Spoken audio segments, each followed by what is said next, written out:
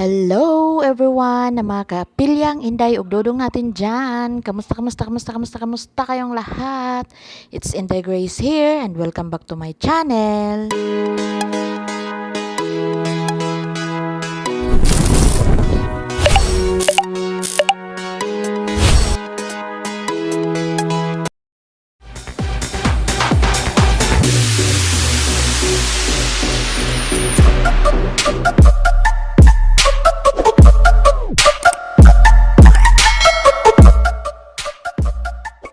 Today nga po pala mga kapilyang Inday ug Dudong natin dyan ay March 29, araw ng Sabado pero gabi na nang gumawa ako ng video na to. Bakit gabi? Kasi syempre nag-iftar sila kaninang hapon tapos ng gabi na. Pagkatapos nilang mag-iftar, ayun pa lang kami doon pa lang kami nag-uumpisang maglinis ng buong bahay.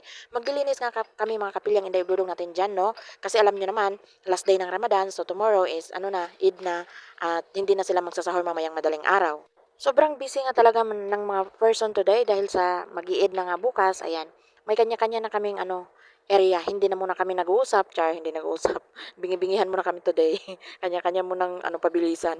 Hindi nga. Kasi kanina, naggawa ng iftar sa Ate Apple at saka sa Ate Remy, nag-umpisa na doon sa area ng pambisitaan pang lalaki.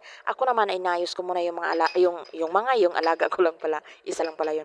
Inayos ko muna yung alaga ko para pagdating ng after ng iftar ay saka na kami magtutulong-tulong ng buo na talaga kami. Kanya-kanya muna kami ngayon para mabawasan yung trabaho. Ako naman, after ng iftar, lilinisin ko talaga muna yung area ko kasi kailangan ko yung unahin and then saka ako tutulong sa kanila. Marami talaga kaming gagawin ngayon mga kapilyang dahil kailangan din namin linisin at hugasan talaga yung sala, especially na yun talaga yung tanggapan namin ng bisita. Itong oras na to ngayon ng mga kapilyang, ako katatapos ko lang magsapin at mag-ayos ng mga dulab dito, yung mga drawer na lagay ng mga baso. Nandito kasi kami lahat sa kusina ngayon. And then sa Ate Apple, meron din siyang mga order ng mga warag inab at saka kubeba. Ako naman din, habang si Ate Remy doon, ay nagpupunas-punas muna ng mga dingding doon sa sala na dapat ay hugasan namin. Nagpupunas muna siya ng mga kabinet at mga dingding doon. So ako, nire-ready ko muna itong mga tasa, mga finjal para sa kape, at saka yung mga thermos para bukas. Inayos ko na kasi lahat to bago. Ito lang din naman kasi talaga yung kainaman sa mga amo namin dahil kapag may pabisitang mga ganito or may mga okasyon, namimili talaga yan ng bago. Gusto nila bawat serve nila bago. At yung mga luma-luma na pinamimigay nila yun sa amin. Kami naman din namimili. Bago nila ipamimigay yun sa mga mahihirap, dito kami muna ang mamimili. Kung may magustuhan kami, pwede namin ipabagahe pa uwi. At natapos ko na nga siya mga kapilyang, naidamay ko pa pati yung mga garap po na lagay ng chocolate ni Madam at saka ng mga pika-pika tomorrow. Pero sabi niya kasi mamaya niya daw yan lalagyan pag uwi niya galing sa bahay ng nanay niya. Dapat pa nga ay kasama kaming gagawa ng mga yan, maglalagay sa mga garap po na yan. Pero dahil sabi ni Madam sobrang pagod na daw namin, dapat daw magpahinga na lang kami after nito kung wala pa siya. Pero siguro kapag hindi pa kami tapos nandito na siya, wala, kailangan namin siya tulungan para mas mapabilis. Dahil ang gagawin niya, i-arrange siya pa yan lahat sa mga lamesa dito sa salang maliit para bukas pagising namin, ready na talaga lahat. Ngayon naman, nandito na kami sa salang maliit at maghuhugas na kami. Ang ginawa lang namin talaga dito, mga kapilyang, ay sabon tapos pinatuyo namin, tapos binanlawan ng tubig, tapos pinatuyo ulit. Habang sinasabon namin yung kinukuskus ng diretso. Pero hindi talaga ganyan yung normal na linis namin pag naghuhugas kami ng sala or ng kahit anong parte ng bahay. Talaga ngayon kasi nahirapan kami dahil sobrang bigat ng mga sofa namin at hindi namin maiusog ng bongga. Tapos dagdag pa na hindi namin mailabas yung mga sofa namin dahil malakas din yung ulan sa labas. Buti na nga lang sinabi ng amo namin na okay lang daw kahit na hindi labas ang sofa at okay lang daw malinis naman daw, wala naman daw yun sa maraming buhos na tubig pag naglilinis or naghuhugas. Nasa pagkukuskus daw yun kung malinis ang gawa mo or hindi. Char, sobrang nagtitiwala sila sa amin, di nila alam na mga magaling kami mag 1, 2, 3. Pati kasi itong sopa namin mga kapilyang, bago din to lahat. Diyos mio mari-mari yung amin. Talagang gusto nila kapag mga ganitong okasyon, Eid man yan or mga pabisita, talagang gusto nilang lahat bago. At lahat ng mga pinaglumaan nila, pinamimigay nila sa amin yan. Kung maiuwi lang ba namin ang sofa na napakarami, nandun sa basement, tinago, nandun na sa farm, inilagay namin doon, hindi na rin magkasya. Kasi bawat merong okasyon, nagpapalit sila. Diyos mio mari-mari. Kung pwede lang talaga, pinamimigay pa sa amin. Kung pwede lang iuwi, matagal namin inuwi yan. Dito, bawat nagpapalit sila ng mga sofa sa bahay. Ang isang set talaga yan sa isang room, ipinamimigay nila. Pero ang yung iba, sinasabihan kami, gusto namin kunin namin. Paano naman din namin yan iuwi ng Pilipinas? Oy, Diyos may marimar. Ay, sa wakas nga mga kapilyang ay malapit na kaming matapos. Makakakain na rin kami kasi wala pa si Madam. Kakain muna kami at bago kami magpapahinga. Pero malinis na talaga lahat. Talagang ito na lang talaga yung kulang. Tapos bukas ng tanghali, pagising, magkanya-kanya na naman kami. Pupunta na ako sa alaga ko sa Ate Apple. Magre-ready na naman ng mga pangnegosyo niya kasi kailangan yun, may mga order siya bukas. And then sa Ate Reme na ang maghuhugas dito sa hose namin. Okay lang naman mag-isa kasi napakalakas ng tubig dito ng pinalitan na ni tatay. So okay lang, hindi na siya mahirapan.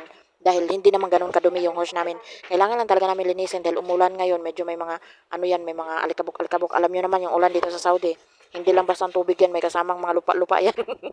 Naalala ko lang pala mga kapilyang, merong nag-message sa akin. Hindi naman masama yung intention ng pag-message niya. Talagang sinabi niya lang kasi napanood niya yung mga video ko na parang napatanong siya na napasabi siya na mahirap pala daw pala yung trabaho dito sa abroad. Bakit mas pinili ko dito, ganyan. Gusto ko lang po sabihin na yung mga uploads ko po ng mga video na ganito, kasi ganito po, pinapakita ko lang po at sinishare ko ano po ang buhay ko dito.